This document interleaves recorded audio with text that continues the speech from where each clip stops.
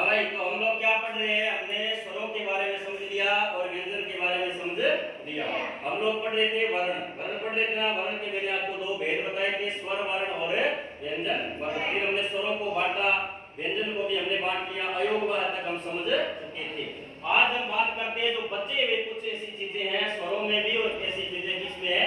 व्यंजन में भी। जैसे हमने अभी तक नहीं पढ़ा संयुक्त स्वर के बारे में। संयुक्त स्वर किसको कहते हैं? स्वर का मतलब स्वर, व्यंजन का मतलब व्यंजन। और संयुक्त का मतलब क्या होता है? जिसमें मिलान करवाया जाता है। संयुक्त का मतलब होता है दो को मिला करके एक बनाना। क्या कहलाता है? संयुक्त कहलाता है। जैसे कुछ हमारे क्या होते हैं? संयुक्त स्वर होते हैं। इसी प्रकार कुछ यहाँ पे मैंने क्या लिखा है? संयुक्त व्यंजन लिखा है। जहाँ पर दो व्यंजन को मिला के एक व्यंजन बनाया जाएगा और यहाँ पर दो स्वर को मिला के क्या बनाया जाएगा? एक बनाया जाएगा। जैसे हमें बनाना है ए, तो ए हमेशा क्या बनता है? दो स्वर को मिला के बनता है। किस किस को मिला के बनता है? ए प्लस ई को मिला के क्या बनाया? ए। इसी प्रकार ए और ए को मिला के क्या बनाया हमने? ए।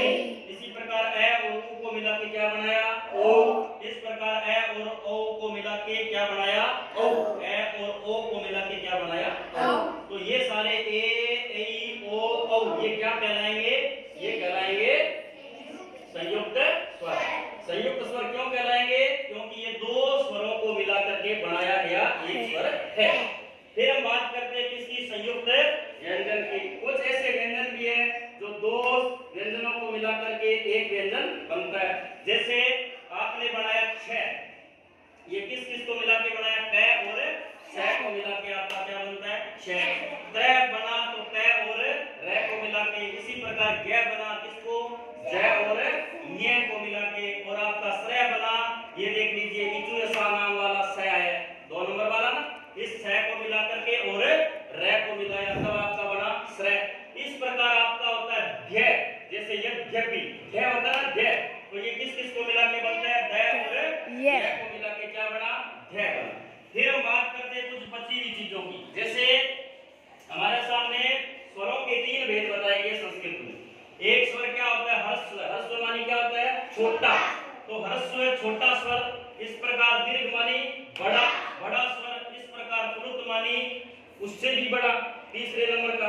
तो एक मात्रा जिसमें होती है, एक मात्री भवेद ह्रस्व, जिसमें एक मात्रा होती है वो ह्रस्व होता है। द्विमात्री दीर्घ उच्यते, जिसमें 2 मात्राएं होती है उसे क्या कहते हो? दीर्घ।